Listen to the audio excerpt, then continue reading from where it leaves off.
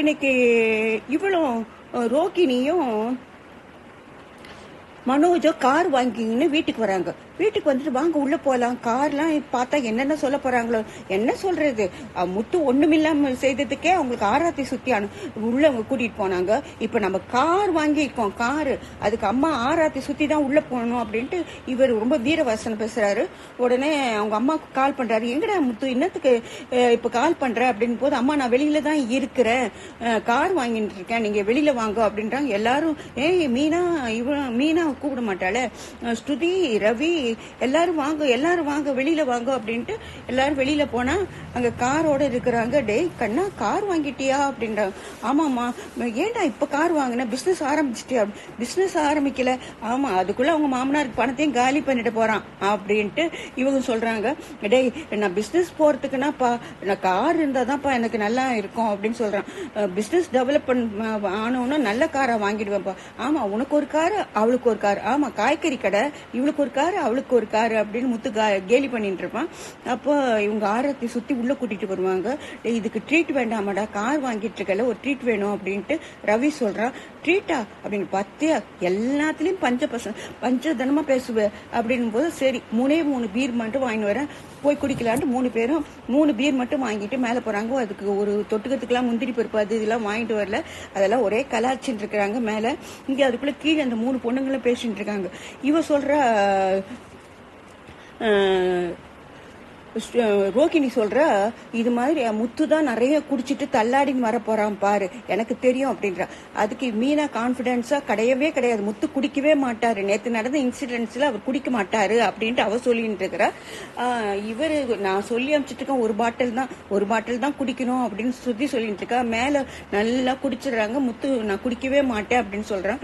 எப்படியும் அவகிட்ட இருந்து காசு வந்துடுச்சு அப்படின்னு அவன் வாய் தவறி சொல்றான். அவகிட்ட இருந்தா என்னடா சொல்ற, அவன்ற உங்க மாமனாட்டு கொடுத்தாரு அப்படின்னு. ஆமா ரோகிணி மூலமா வந்துச்சுன்னு சொன்னேன் அப்படின்றான். சரி சரின்ட்டு எல்லாம் நான் குடிக்க மாட்டேன்னு சொல்றதுக்காக அவங்களே 1.5 பாட்டில் காலி பண்ணிடுறாங்க. பிசினஸ் பத்தி பேசுறாங்க. டே பேசாம கார் வாங்கி விடுறா, 4 கார் வாங்கினா உனக்கு நிறைய பணம் வரும் அப்படின்றான். ஆமா, சொகுசா எவனோ கார் ஓட்டின்னு போறதுக்காக நான் கார் வாங்கி கொடுக்கணுமா, நான் சொகுசா போறேனுமா, வெயில்ல ஒரு கார் டிரைவருடைய கஷ்டம் என்னன்றது உனக்கு என்னடா தெரியும் அப்படின்றான். இன்னொருத்தன் இது மாதிரி டப்பிங் இது வைக்கலாம் அப்படின்றான். இன்னொருத்தன் டிபார்ட்மெண்ட் வைக்கலாம் அப்படின்ட்டு ஒவ்வொருத்தரும் அங்க மேல பேசிட்டு இருக்காங்க. எதுக்குமே அவன் ஒத்து வரல. அது எல்லாமே பேசிட்டு அதெல்லாம் சரியா வரலடான்னு சொல்லிட்டு இருக்கா. கீழே இவ சொல்றா, பெரிய பூக்கடை, அதாவது பொக்கே எல்லாம் வைக்கிற மாதிரி பூக்கடை வைக்கலாம் அப்படின்ட்டு மீனா சொல்ற யோசனை சொல்ற. அவ சொல்ற டப்பிங் ஸ்டூடியோ வைக்கலாம் அப்படின்ற. ஐயோ, உங்க 2 பேருடைய ஐடியா விட்டுட்டு என்னுடைய ஐடியாவுக்கு வாங்க, எனக்கு பிடிச்ச மாதிரி, எங்களுக்கு பிடிச்ச மாதிரி ஒரு ஐடியா சொல்லுங்க அப்படின்னு ரோகிணி சொல்லிட்டு இருக்கா. ஏன்னா ரொம்ப நாழி ஆச்சு இவங்க வரலையே அப்படின்றதுக்காக முதல்ல ஸ்ருதி கால் பண்ற. தோ வந்துட்டேன் அப்படின்ட்டு ரவி இறங்குறாரு. அப்புறம் மனோஜுக்கு ரோகிணி கால் பண்றா.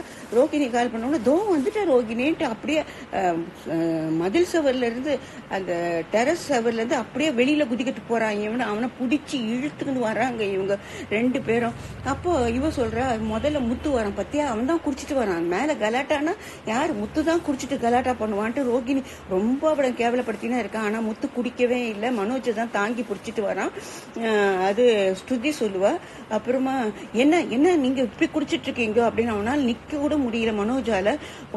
இதுல உட்காரான், டேபிள் மேலேயும் ஏறி, டைனிங் டேபிள் மேலேயும் ஏறி உட்காந்து, நாங்க பிசினஸ் பத்தி பேசிட்டு இருந்தோம் ரோகிணி, வேற எதுவுமே இல்லை, பிசினஸ் இங்க பத்தியே பேசலாமே, இங்க உட்காந்து எல்லாரும் டிஸ்கஸ் பண்ணலாம் அப்படின்ட்டு அவன் டேபிள் மேல உட்காந்து பேசும்போது ரோகிணிக்கு ரொம்ப அவமானமா இருக்கு. உள்ள வாங்க அவரை உள்ள கூட்டிட்டு போய் ஜாக்கிரதையா படுக்க வைங்க அண்ணி அப்படின்ட்டு முத்து சொல்றான். அவளை உள்ள கூட்டிட்டு போயிட்டான். இதுதான் இன்னைக்கு சிறகடி காசு.